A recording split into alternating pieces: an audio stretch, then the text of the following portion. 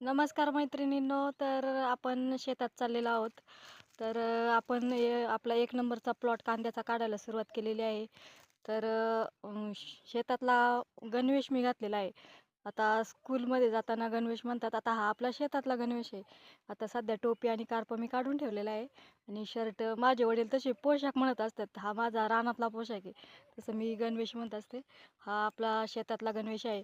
आणि तर ह्या कुंड्यामध्ये काय असेल तर साहजिकच आपण जर रानात चाललो तर भाकरी घेऊन जातो, कालवण भाकरी. तर याच्यामध्ये कालवण भाकरी नाही आहेत. याच्यामध्ये रानमेवा आहे आणि तो मी तुम्हाला लाँग व्हिडिओमध्ये सांगेन काय रानमेवा मेवा घेतलेला आहे. आता कसं आम्ही घरचीच माणसं आहोत ना, मग हे काढायला, कांदा काढायला. आता उपटून आम्ही कांदा उपटणार आम्ही घरचीच माणसं.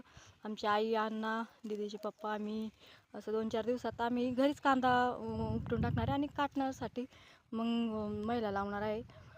तर मग आता जायलाच मला लेट झाले. 1 वाजलेत आणि मग घरीच जेवण केलं सगळ्यांनी. आईन ते जेवण करून पुढे गेले.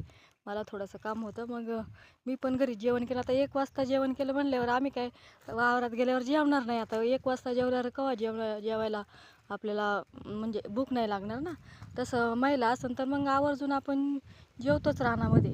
तर आता त्यासाठी मग भाकरी नाही चालवल्या मी. हा रानमेवा आहे आणि हा काय आहे मी तुम्हाला आता सांगणार नाही. त्यासाठी तुम्ही आपला लाँग व्हिडिओ पहा आणि लाँग व्हिडिओमध्ये कळेलच तुम्हाला याच्यामध्ये काय रानमेवा आहे ते.